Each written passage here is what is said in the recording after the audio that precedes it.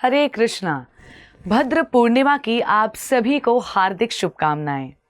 हमारे सनातन धर्म की सुंदरता है कि यहाँ हर दिन विशेष है, एक के बाद एक उत्सवों की कतारें लगी रहती हैं।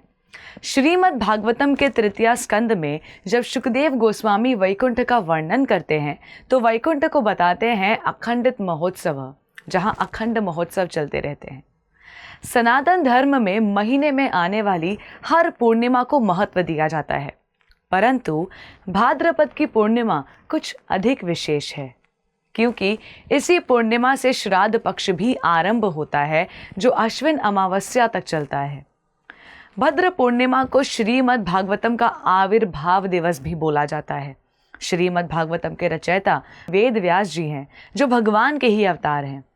समस्त वेदों की रचना करने के बाद भी जब भगवान वेद व्यास जी को संतुष्टि नहीं मिली, तब उनके गुरु श्री नारद मुनि जी के कहने पर उन्होंने श्रीमद् भागवतम की रचना करने का निश्चय किया। जब महाराज परीक्षित को श्रृंगी ने श्राप दिया कि 7 दिनों पश्चात तुम्हारी मृत्यु हो जाएगी, तो श्राप को स्वीकार करके परीक्षित महाराज साधुओं की सभा में चले गए और उन्होंने जिज्ञासा की कि मेरे लिए इस परिस्थिति में सबसे श्रेष्ठ कर क्या है। तो शुकदेव गोस्वामी ने भद्र मास के शुक्ल पक्ष की नवमी के दिन भागवतम बोलना आरंभ किया और नवमी से लेकर 7वें दिन अर्थात पूर्णिमा के दिन भागवत कथा का समापन हुआ। इसलिए आज के दिन इसे भाद्रपद पूर्णिमा या भागवतम का आविर्भाव दिवस भी कहा जाता है। श्रीमद् भागवतम इतना विशेष है कि सभी के लिए उपकार करने वाला है। हमारे हृदय की भीतर की बुराइयों, अनर्थों, माया के विरुद्ध क्रांति जगाता है भागवतम। इस्कॉन के फाउंडर आचार्य AC भक्ति वेदांत स्वामी श्रील प्रभुपाद कहते थे कि ये ग्रंथ इतना पवित्र है कि यदि इस ग्रंथ को कोई स्पर्श भी कर ले तो उसका भौतिक संसार वही समाप्त हो जाएगा। और जो भक्त बनना चाहते हैं, जो साधक हैं, उनके लिए भागवतम के नित्य श्रवण से और भक्तों की सेवा से हृदय के कष्टदायक सभी वस्तुएं लगभग पूरी तरह से नष्ट हो जाएंगी और हृदय का शुद्धिकरण हो जाएगा।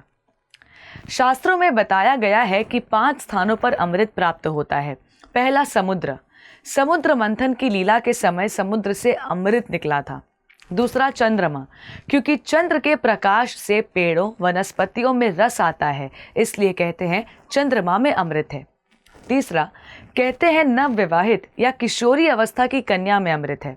ऐसा कहते हैं जब कोई कन्या किशोरी अवस्था में होती है तब उसकी ब्रिकोटियों में अमृत होता है।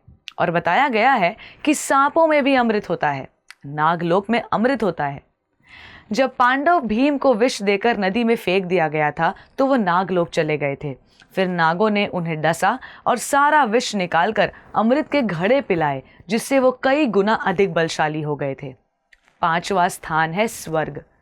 किंतु आचार्य बताते हैं कि अमृत की ये 5 जगह व्यर्थ हैं, ये वास्तविक अमृत नहीं है। यदि समुद्र में अमृत होता तो उसका जल खारा क्यों होता?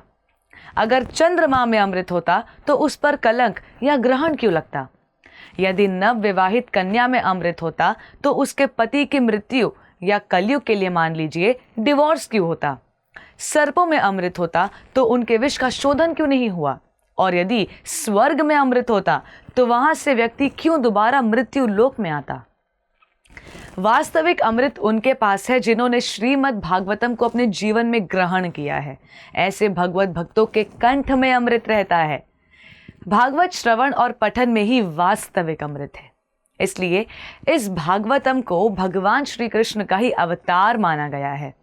भद्र पूर्णिमा के दिन श्रीमद् भागवतम के दान का बहुत विशेष महत्व है।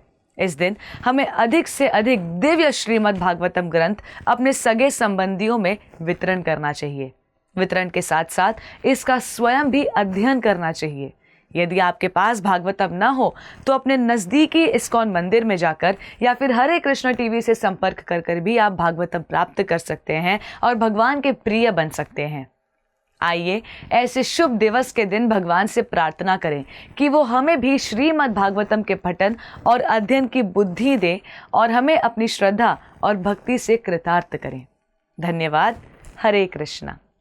ऐसे ही और भक्तिमय कार्यक्रमों के लिए देखिए हरे कृष्णा टेलीविजन और इसे प्राप्त करने के लिए आप अपने केबल अथवा DTH ऑपरेटर से संपर्क करें तथा और अधिक जानकारी के लिए आज ही डायल करें 7666 839 839।